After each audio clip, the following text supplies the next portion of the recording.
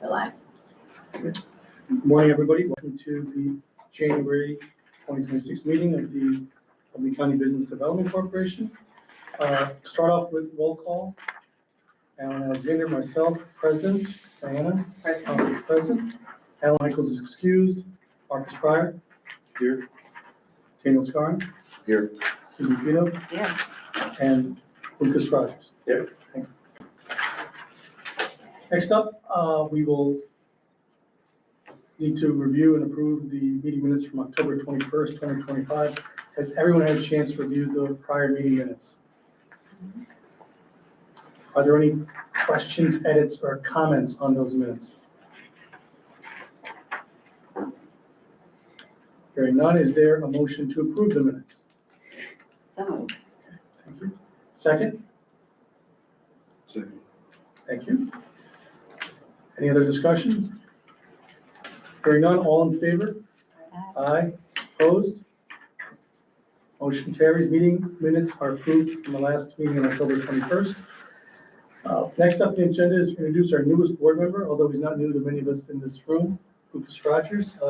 Luke, could you just kind of give everybody kind of a quick update on what you've been doing over the last couple of years? Yeah, absolutely. Great to be back. Somehow it's only been a year. It feels like more sometimes, but good to see everyone and some new faces as well. Luke Rogers, I work on the economic development team at NYSERDA, where we're focused on particularly the sort of clean tech manufacturing and supply chain industries and working on some in-state energy economic development issues as well. Previously was with the county executive's office, hence the familiarity with many of you, and excited to hear all the great work that's been going on since I left. And after sort of living under a rock, trying to learn all the industries and the rest of the state for a year, it's great to be back working a little bit locally. So thank you to the county executive and the rest of the team for the appointment. Well, glad to have you on board. Okay, the next thing, Yep, Diana Hushab will give us a report of the governance committee. I think you were all on the one. So if there's any questions, edits, and comments, feel from anyone from those previous. Sure. How are we defining small and medium business for the purpose of the mission?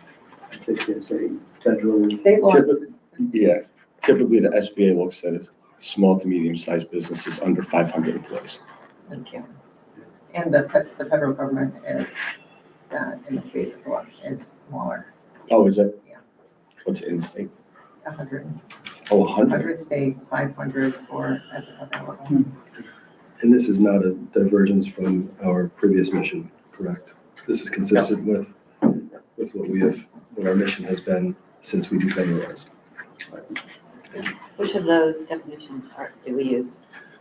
I believe we're governed by the federal definition, since this is a federal EDA, even though we, as many of you know, we defederalized the Altech Loan Fund last year, the year before.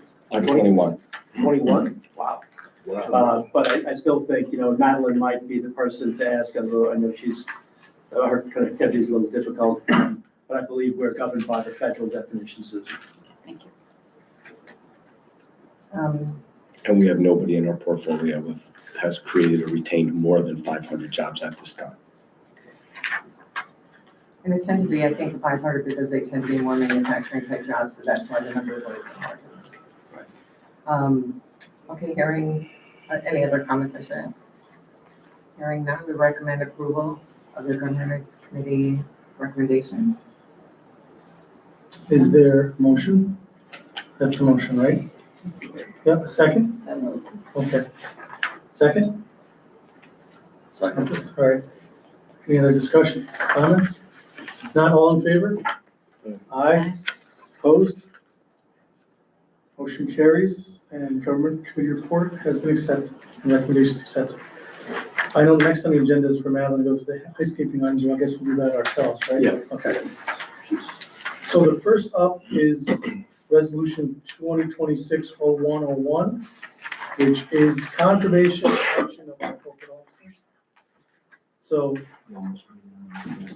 proposed corporate officers for coming year are Chairperson Alan Alexander, Vice Chairperson Marcus Pryor, Secretary Diana Ostroff, Treasurer Alan Michaels. And Alan's not here to defend himself, so. Can you put it somewhere else? And Alan, we are to conduct a vote on this slate, Yep. and then the resolution will approve the vote conducted. Okay. So with that, we will take a vote on the slate I just proposed. All in favor of the proposed slate? Aye. Opposed? Okay, then I take it, Madeline, we do then have a resolution, right, that we can vote on the resolution for the slate. That was just a second, right? Correct, you will then approve the vote that was conducted. Okay. So as I'm reading the resolution here, now therefore it is resolved that the corporation recognizes the above officers have been duly elected to serve in the officer positions for the corporation as enumerated below. Adjacent to the names, again, Chairperson Alan Alexander, Vice Chairperson Marcus Pryor, Secretary Diana Ostroff, Treasurer Alan Michaels. Is there a motion to approve the resolution? Second. Second. All in favor? Aye. Aye.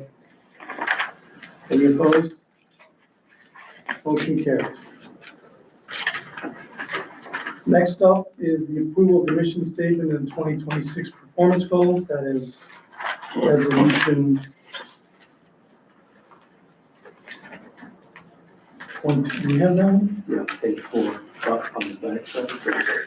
There is a resolution, I don't believe it is numbered. Sarah had given me numbers, I don't believe that is among them. But there is a resolution that was provided. Great, I'll just read it. Thank you, Madeline, I got it. Whereas the Albany County Business Corporation, the corporation is a local authority defined within the Public Authorities Law of the State of New York, and as such, the corporation shall annually re-examine its mission statement and measurements and publish a self-evaluation based on the stated measurements. And whereas pursuant and in accordance with how the corporation has completed its annual review of its mission statement, performance goals, and 2025 results. Now therefore be resolved that the attached authority mission statement and performance measurement report is approved by the corporation. So with that, is there any discussion from our recommendation that we just already received at the governance committee meeting? If not, is there a motion to approve the resolution? Okay, Diana, second, Lucas? Any other discussion, comments? All in favor? Aye. Opposed? Motion and the resolution carries. Next up is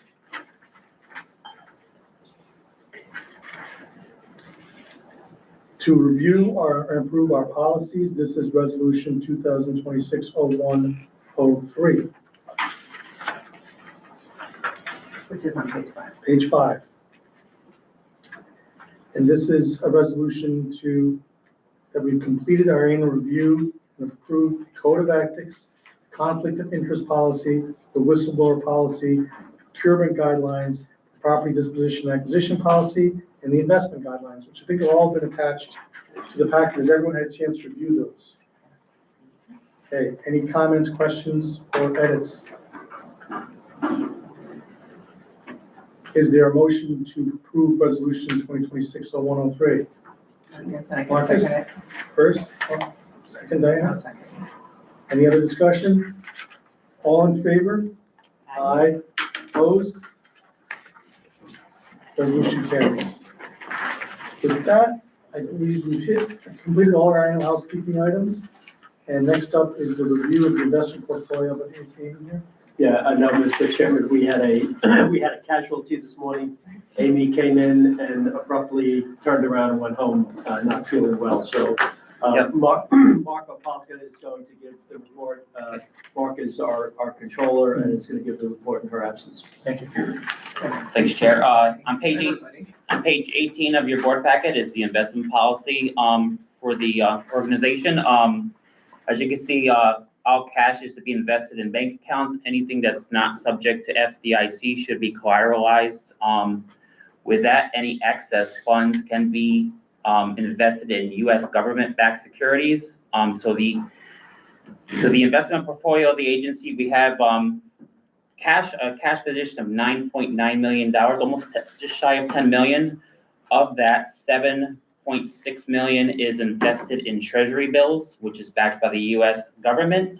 All others is invested in M&T Bank, with any excess over $250,000 is collateralized with the bank. So we are in compliance, and then this is part of the year-end compliance with the ABO that we do report to the board once a year, the investment portfolio. And our investments have been in M&T for a while, right? Yes. Yes. And, yes, ACBDC has always been with M&T, right? Yeah. We just moved some of the others. Alliance, yeah. Yeah, the new part was the treasury bills, and they're all short-term invested between 2 and 6 months maturities. on And if I average. recall, they're in the high threes in terms of rate of return. Yeah, so they're going down, seems like course. every renewal, but they're presently about 3.6 to 3.7 right now. Which is above market rate, so that's good. Good. Any questions? I'm assuming you also give the CFO Mark, you report. want to just keep going? Yep, sure. So on page 20, I'll start with page 21, which is the balance sheet. As noted on the investment portfolio, the total bank accounts is 9.9 million, just shy of 10 million.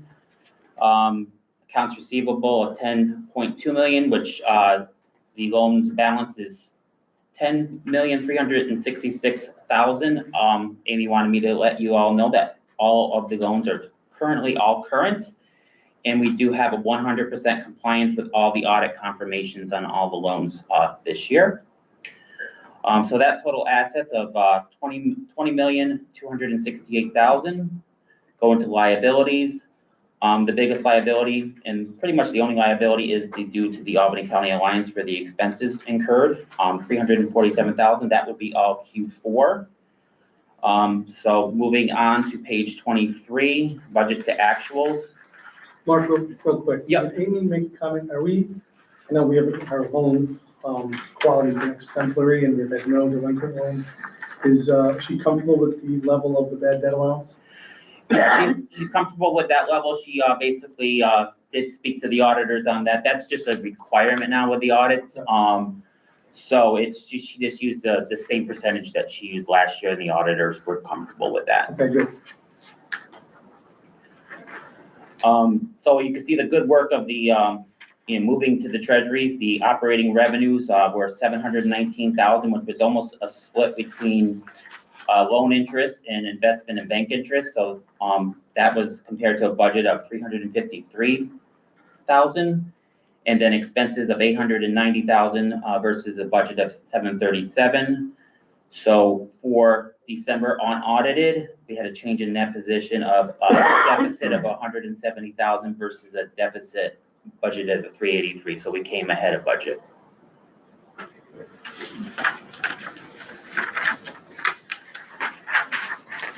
Any questions? As they always have, a strong balance sheet for sure. We need to approve the fourth quarter all. I don't think so. No, I think this was just for your information, Okay. nothing to approve. We are, like you said, we are currently going through the December audit. We plan to have an on-time March 31st report to the ABO, and in the March meeting, we'll present the final results to the board. Great, thank you. And again, that has to be posted by January 31st. March 31st, yes. On March 31st. right? Yeah. Okay, thank you. Thank you. Kevin, CEO report. Great, thank you, Mr. Chairman. Good morning, everyone. A lot going on, and I just want to kind of, recount something. Luke being here kind of reminds me of why we put this building and this whole thing together. As you may recall, in 2019, the county executive had a study done on an economic development study on the county, and recommended all of that which you see before you now. The single management of all the agencies. They number 5 agencies now that the Alliance staff manages. It's all in one place, and these offices, the Albany County Business Hub, is the headquarters of the IDA, the CRC, which is just the IDA for nonprofits, the Albany County Business Development Corp, which runs the Altech Loan Fund, the Alliance, as well as the more recent and newly created Albany County Pine Hills Land Authority, the so-called St. Rose Authority. Luke was here when we originally incorporated the Alliance and really got this all off the ground. So Luke is really, this is a strategic appointment to the ACBDC. Luke has some of the history and saw some of the fits and starts that we went through to get this thing up and running and off. But I'm pleased to report that this is, that the model is very successful. As you can tell from the ACBDC activity, our activity level has picked up, and the type of loans that we're making has kind of morphed a little. Our strategy called for, us targeting specific industries. One of which, unfortunately, was alternative energy manufacturing. That ground has fallen out from beneath us. We had over $2 billion of investment interest in the Ports of Albany agreements. I know Diana was representing some of these, one of these was Ørsted in her firm. That stuff has basically evaporated overnight. As you may know, the State Attorney General, Letitia James, is filed suit against the federal government for the curtailment of the offshore wind projects off the coast of New York, which is Empire and Sunrise, thank you. These are billions of dollars of investment. I think the real estate in front of New York alone, the so-called New York Bight, was auctioned off for over $4 billion. Companies bought that and they're suing the federal government too. However, this really kind of, took away a major plank of our strategic platform for the county. We're also seeing some problems with Plug Power. Their job numbers are down. They were also in the alternative energy manufacturing phase, and all of this stuff has been put on indefinite hold. So with all that said and done, it strikes us that, it's hard to believe that it's been over 5 years now since we did the original strategy, that we're going to be doing a refresh of our strategy. We've hired the firm of HRA, and we will, I'm sorry? HR&A. HRA, right. And do you know what that stands for? No, actually, but. No, because Got a client out there. because you're not as old as I am. It stands for Hamilton. I will accept that. Altschuler. It's the old, very, very long-standing, prominent consulting firm. They are doing, for example, the consulting for CEG on the so-called on-ramp program, a big announcement the governor made last year. But, so with all this said and done, we're going to be going out and looking, okay, now that alternative energy has been temporarily, hopefully, suspended, what else should we be focusing on?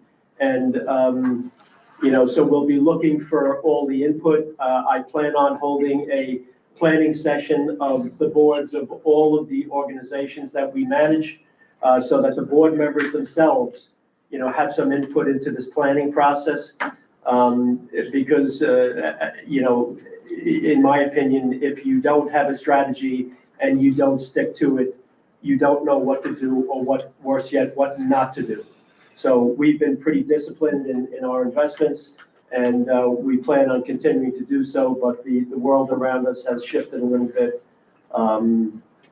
since our original plan.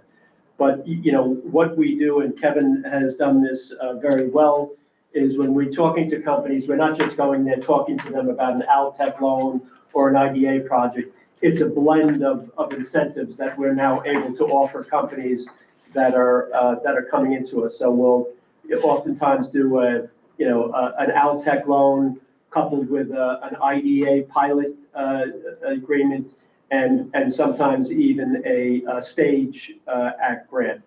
Something else Luke is aware of from his time here. That's one thing that, I'd like to see that this get done before the end of the first quarter. I don't want to see this drag out because, we need to have, buy-in from all the stakeholders in the county. And so we'll be scheduling that with you as we go along. Just a brief update on some of our major projects. The central warehouse demolition project is going along. We're into month 2 of environmental remediation. That's going along very well. We're disposing of the non-friable or the general construction and demolition debris, the so-called C&D debris at a landfill over in the city of Rensselaer. And the contaminated, the asbestos debris is going up to a certified asbestos landfill up in Gansevoort, up in Saratoga County. So we expect to have the environmental remediation done again by the end of the first quarter. May slip into a month based on weather conditions. One of the techniques that they use to keep the asbestos dust down is a water mist. Keeps it down, but in freezing weather, it doesn't mist, it just freezes and drops. So it's, but we'll see. So far, so good. We're still in the process of negotiating some of the work rules around the railroad right-of-ways with the various rail carriers, but we're confident we'll get there. So we expect to start actual demolition in this spring, and hopefully have it done before the end of the year. But our official date is we'll have the building down by 2027, after which will give us a very attractive development parcel there that we're working on, thinking through what might be the best and highest use for that site as we go forward. One of the ones that has been talked about in the governor's downtown plan, which this parcel is within the governor's study range, the so-called CAP program, is something to do with some interpretive waterfront development. Just adjacent to the site is is supposedly buried the historic Lock 1 of the Erie Canal. So that might have some potential development, but we'll be working on that over the course of the year. We're also, as you know, managing the redevelopment of the St. Rose campus, the so-called reimagined St. Rose. We completed our redevelopment plan, the so-called playbook, the St. Rose, reimagined St. Rose playbook. Some very exciting developments there, not the least of which, is the county's purchase of 5 buildings, which, I know has been a little bit controversial to some, but I have to tell you, it is the single most important thing that's happened on that campus, because what that did was it developed investment momentum in getting that campus redeveloped. Investment capital craves other investment capital. It's like the anchor tenant of a shopping center. Once that person goes in, it gives the other investors confidence to go in there, and the county certainly did that. So in addition to the 5 buildings that the county purchased, the county executive negotiated a deal with the University at Albany to purchase the Centennial Hall, the newer dormitory on Madison Avenue, and we're working with the university now to close that transaction. For these non-negotiated items, we have to undergo a process called the 90-day notice to alert the public and some of our state officials, the leaders of both houses of the legislature, the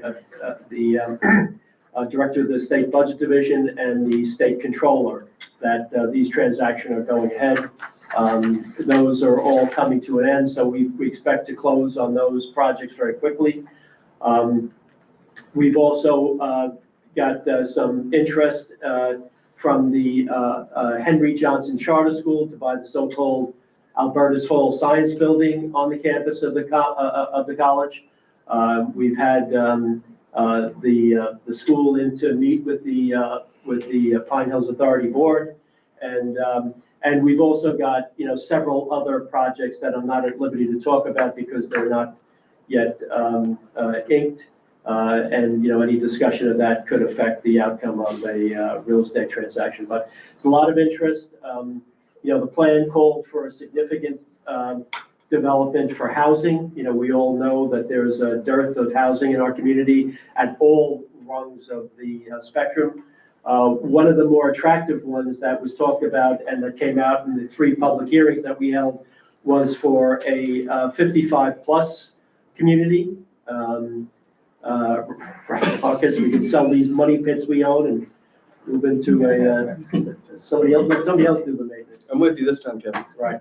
So, but a lot of exciting activity going on up on the college. One of the other very challenging but very exciting developments is the repurposing of the Mastery Performing Arts Building. I think it's probably the single most talked about building amongst the public, is repurposing that building for the make it open to the community, making sure that it's still involved in education of arts and culture.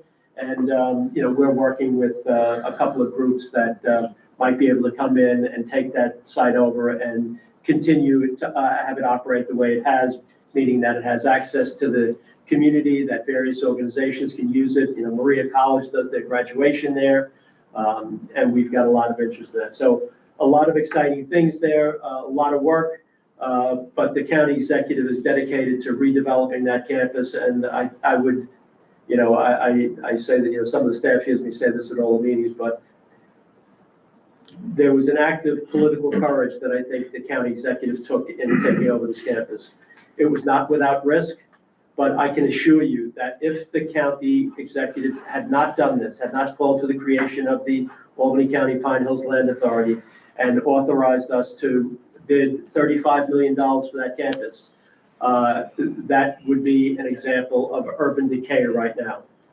Empty buildings decay exponentially faster than occupied buildings.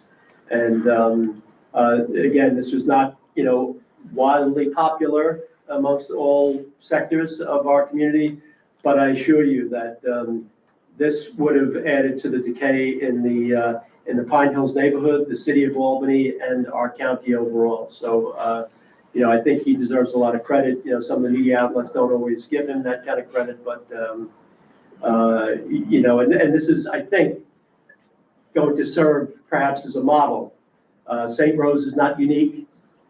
These colleges are closing left and right, these small independent colleges, and it's just a function of demographics and the economy. There are other alternatives for graduating high school seniors than to go to college, and they're taking it.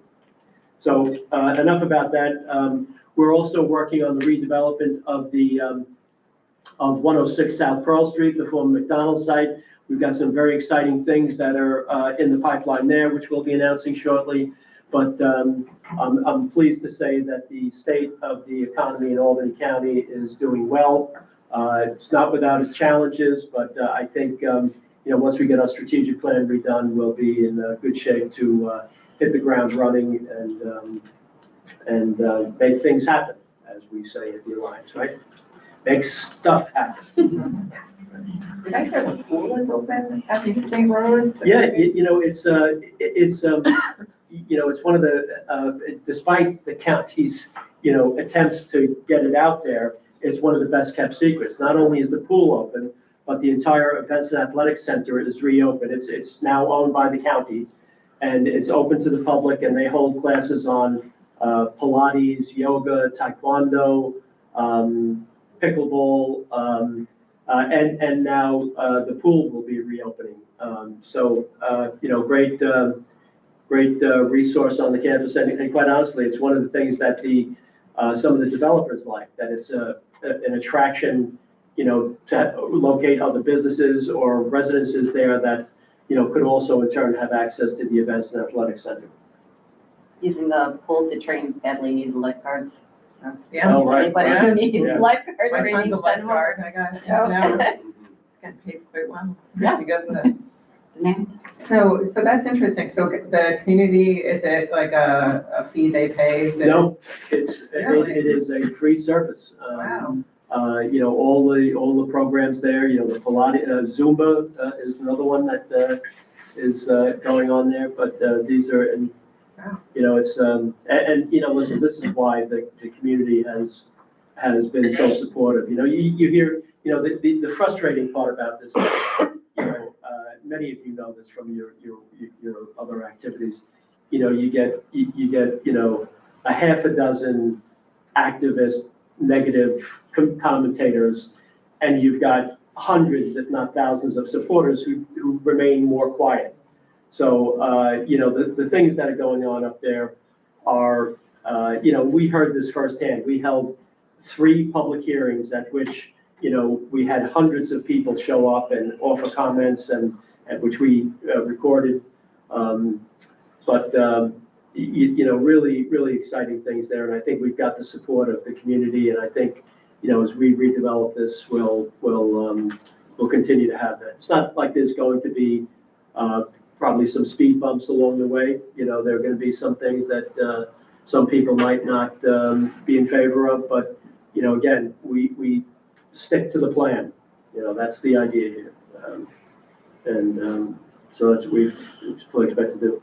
Any other questions?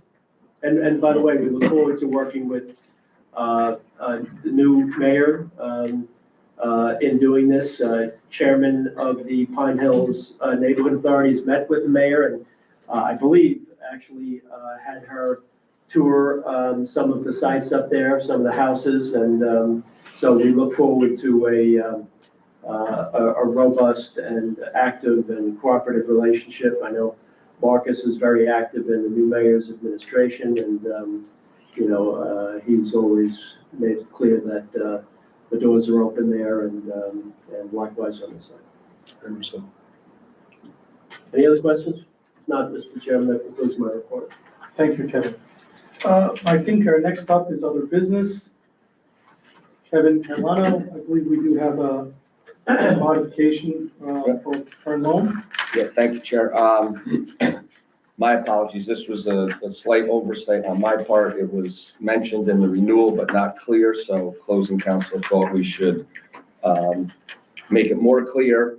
Additionally, if I did review with the chairman what the situation is, if anybody has any questions or needs any details, I would ask that we would go into executive session, because this is a personal matter affecting the businesses. So what we're looking to do is on October, it was the last meetings that we approved. The October 21st meeting, we did approve a renewal for Tiny Town Colony. It's owned by Kristen Blaze. Her husband, Austin, was a guarantor, and we've been asked to remove him as a guarantor. So the request is that Austin Blaze guarantee release request. I did review the financials for 2024 and internally prepared through 2025, through October of 2025, actually doing a little bit better than previous years. And she was going to send me over year-end 25. So removing Austin has limited effect on the running of the business, releasing him. She is the sole person running the businesses. She has Tiny Town of Colony. She has Tiny Town of Latham, which opened about a year and a half ago. And she's actually been approached to open up a third location, which she's currently working on. So she is the engine behind this, the success of this organization. And we're just looking to release Mr. Austin Blaze. Kevin, the business that seems to be performing well. On a standalone basis, is she sufficient as a guarantor to support the loan? I've talked to her several times since. I've actually have some knowledge of her company as well, because I've helped her pro bono trying to get some grants from like Daphne on things. Because in talking to Daphne, showing there's a real issue with people that are trying to build childcare. There's a need, but there's not a lot of resources for them. And we're trying to work with the state to figure out a way to help these. In fact, there's been people in Rochester, Buffalo we've talked to. We've actually, last week, started talking to people, putting a coalition together just for people like that are trying to build for daycare. But, you know, the cost of building is so astronomical that you can't recoup that cost from, you know, childcare prices. So I'm actually looking into that. We're working with some of the groups, but we want her to be part of that coalition too. It's great to hear, because daycare, housing, are the biggest Yeah. deterrents. Right. To job growth. And I talked to Kristen, and there is a list of kids, like this long list still, even after she built a new She was facility. well I over. remember you said that Right. before. It's crazy to me. Her list is well over 1,000. And It's- she takes care of It's between 400 crazy. and 500 children every day. And she's a vet. She worked in the military and she was doing procurement for the military. And she said, I can't believe how hard it is to get grants from the state for what I'm doing, when here I was doing grants for the military. So she's a very smart woman. And she actually ran for county town board and won, and then was reelected because of her experience trying to get through the process of building a daycare too in the town of Colony. Actually inspired her to run so she could make positive changes. So if you're entertaining motions, then there's no need to go into executive session. That's what I was gonna ask. Is there a need to go to executive It's session? funny, because even though I'm not as wise as Kevin, I can still guess that one, so. So does the board have enough information provided by Kevin to vote on this recommended modification? I must say, I have to recuse myself from this vote because NBT does have the first mortgage. So I'll be excused from voting, but I can make this, we can discuss. Can I make the motion? I'll make the motion, to save you from that. Yeah, you can, It's all right, Madeline, I've already made the motion. And thank you. Yeah, that's fine. thank you all. Again, my apologies for. We should vote on it. Do you want to call it? So if there's no discussion, I'll call the vote. All in favor? Aye. Any opposition? Any abstentions? One abstention. Resolution passed. Back to you, Mr. Chair. Thank you. Thank you. So we don't have to go to executive session, right? Correct? With that, is there a motion to adjourn the meeting? I don't think there are any public, sorry. members of the public on the call. No. So there's a motion to adjourn. Is there a second? All in favor? Aye. Meeting adjourned. Thank you. Kevin. Thank you very much.